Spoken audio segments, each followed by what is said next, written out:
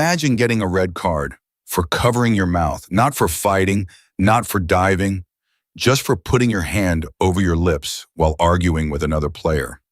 Sounds insane, right? But it's real, and it's just one of several brand new rules hitting this World Cup. Stick around because by the end of this video, you'll understand every single one in plain English. Let's start with that mouth rule since it's the wildest one. It exists because a player once covered his mouth while saying something racist to an opponent on camera. In an effort to regulate discriminatory remarks out of the game, players will receive a red card if they cover their mouths while addressing an opponent during an altercation, regardless of what is actually said. So now, cover your mouth during a confrontation, automatic red card. Doesn't matter what was actually said, but relax, this isn't banning normal chats.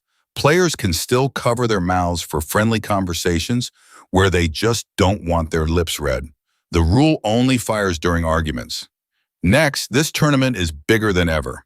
48 teams, 16 more than last time.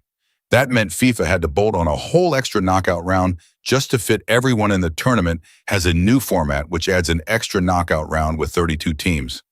And here's a sneaky twist nobody saw coming.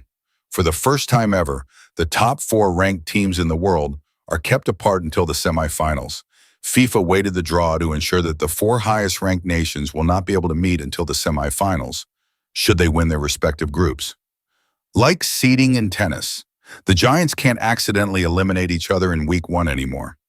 Now here's where FIFA basically declared war on time wasting.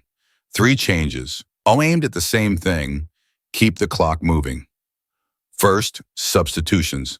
That slow stroll to the bench, gone. Once a player is called to be substituted, they have 10 seconds to find the nearest exit. Take too long, your team plays shorthanded. Second, injuries. Players who want treatment now have to actually leave the field and can't come back for at least a minute. Translation: flopping on the ground to kill the clock now costs your own team playing time. That alone might stop a lot of the fake injury theater you've probably seen on TV. Third, restarts. If someone's stalling on a goal kick or throw-in, referees can now start a visible 5-second countdown. Referees can now start a visible 5-second countdown when they think a player is stalling. And once it starts, the player has to get moving.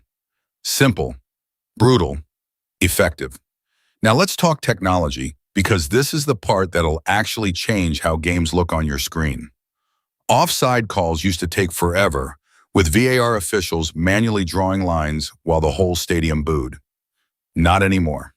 There's now a system that sends instant audio alerts straight to the referee's ear the moment a player is clearly offside by more than 10 centimeters, cutting out most of that manual line drawing entirely.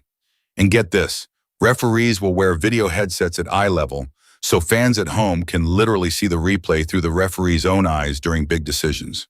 VAR also got more authority overall, now able to fix wrongly given second yellows, mistaken identity cards, and fouls that happen right before a restart. VAR can now check when red cards are issued after a clearly incorrect second yellow card, when cards are issued for mistaken identity, and when a foul is committed by an attacker before the ball is even back in play. One last change, and it's quietly huge for the stars you actually want to watch. Yellow cards used to follow players the entire tournament, meaning a big name could miss the final over something minor from the group stage. Not this year. Single yellow cards now reset after the group stage and reset again after the quarterfinals.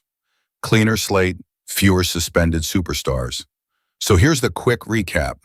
Bigger bracket, smarter seeding, zero tolerance for discrimination, way less time wasting, faster tech-powered offside calls, and stars who actually survive long enough to play the final.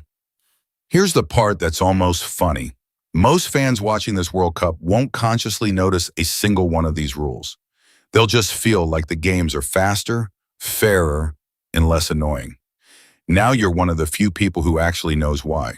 If that finally made the World Cup make sense, subscribe. More of this kind of breakdown is coming.